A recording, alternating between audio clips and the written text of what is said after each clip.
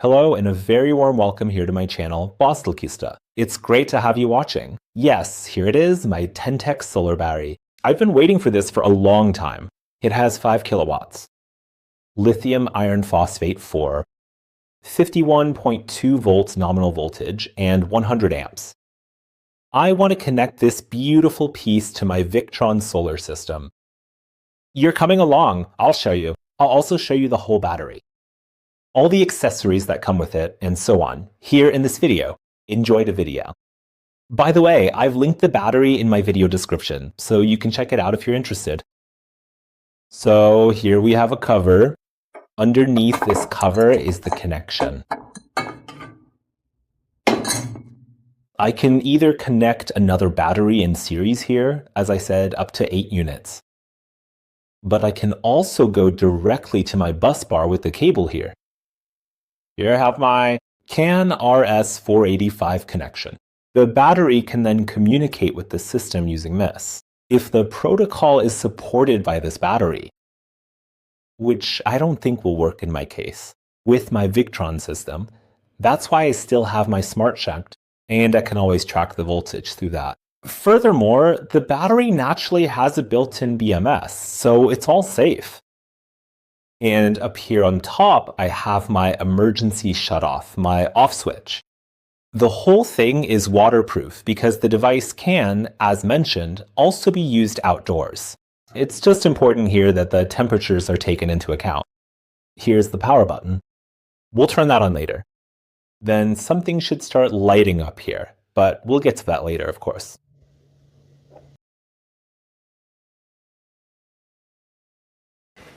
Now, various accessories are included with the battery. First, these connection cables here, where I go from my battery to the bus bar. Or, of course, I can connect up to 8 batteries in series. Then I have about 40 kilowatts of power. With these, I can connect the batteries individually, as 2 such cables are included with each battery. I also have the option of making the cables myself. That's my situation because I don't have this technology installed on my bus bar. That means I have the option here to build a cable myself, in this case 25 square. These things for crimping are included here. And then I can also make my own cable lengths. And on the other end, I'll naturally attach the cable lugs and then screw it onto my bus bar. So I have the option of screwing the battery to the wall here. There are also various screws and wall hooks, and so on, wall hooks included. Or I can choose the variation where I simply place the battery on the floor. That's the option that I prefer here as well, and yeah, that's what I'm going to do. So we're going to screw the feet onto the battery right now.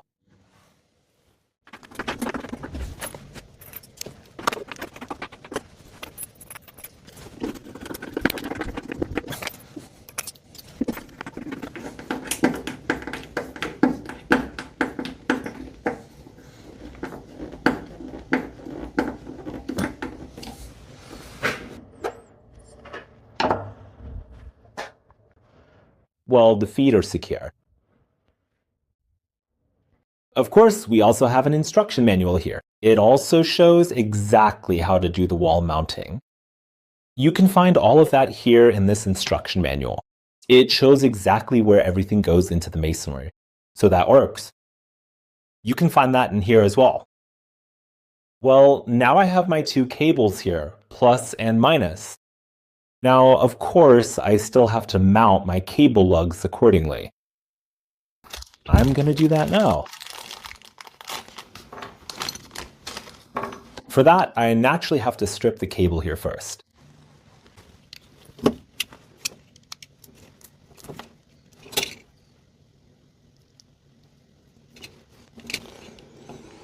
So that looks pretty good. That fits. I just need to look for some heat shrink tubing that I'd like to put over it once I've crimped the cable. I still have a large piece of heat shrink tube in here. I can of course still slip that over a reader. So now I can first, well, crimp it.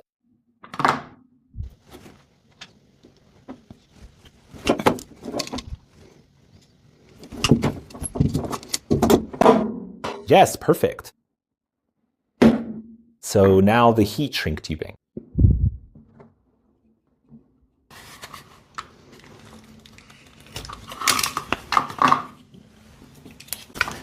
And with my heat gun, heat it up.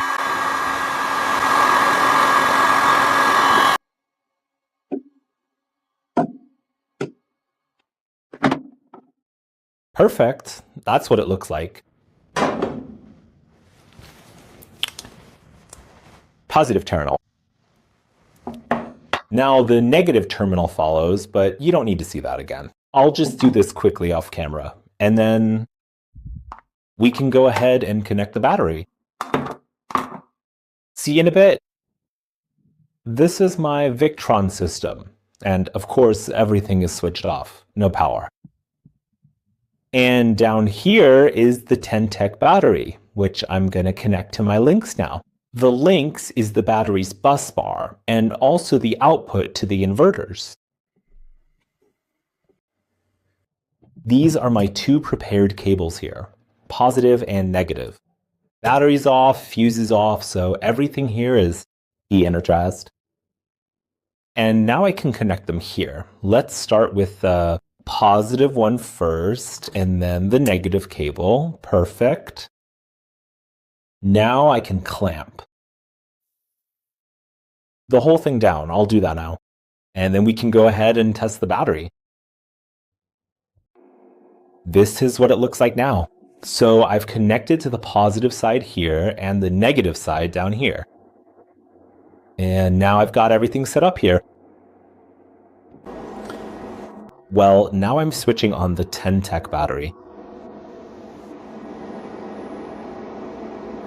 It's doing a quick system check. And then it turns green. Now keep an eye on the Servo GX. It's still without power because we haven't flipped the main fuse yet. I'll do that now. So it'll take a moment, then it'll run through a quick system test and check itself. It takes a few seconds before the battery actually becomes active. So that doesn't mean it's broken, you just have to wait a moment until the electronics have checked everything. And as soon as it's determined that everything is working, the battery is enabled.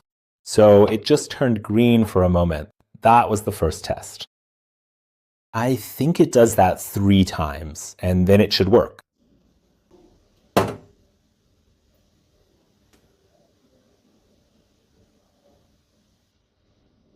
Okay, it looks good now, and the test is complete. Everything is green now, and you can see the Servo GX is blinking. That means the Victron system is also booting up now. So we can see we have about 3 lights on here. I don't think that's 75%, but we should be somewhere between 65 and 70%, meaning the SmartShunt calculates based on the voltage the battery has, the approximate. Well, current battery level. Let's take a look at that on the display up here. I actually guessed that pretty well. So the SmartShunt has determined it's at 64%. It's important, of course, that you enter the correct capacity in the SmartShunt. I've entered 100 amps here. If you connect 2 batteries, you'd have to enter 200 amps, and so on, so that naturally, well, the percentage then matches up with the current being drawn. So we've actually assumed 100 amps here and currently have a charge level of 64%.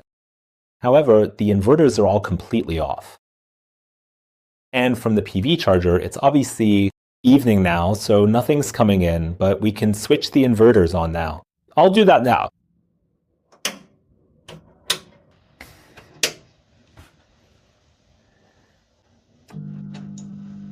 Okay, now the inverters are on. The first AC load should be showing up any moment now.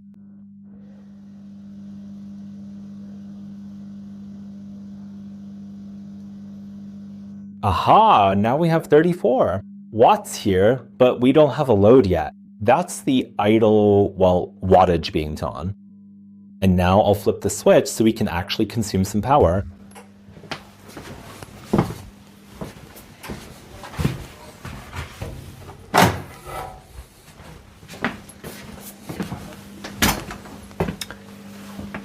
So right now, as you can see, 918 watts are being drawn from the battery. About 17.2 amps. And now, of course, the voltage drops a bit when power is being drawn. 51.3 volts. So the battery is working very well. So you can see it down there, the nice TENTEK battery. It looks clean and tidy, and all the inverters are running. Well, that brings me to the end of my video. I hope I was able to show you a bit about how to integrate a battery like this into the Victron system using the SmartShunt. There's no need for communication via any kind of data cable. You can run it perfectly. Through that. Well, I hope you enjoyed the video. If so, please give it a thumbs up, subscribe so you don't miss any videos, and of course, it would be great if you'd consider becoming a channel member. I'd really appreciate that. And whatever else is important to you, put it in the comments. I'll try to answer it, and I hope you have a great day. See you in my next video. Bye.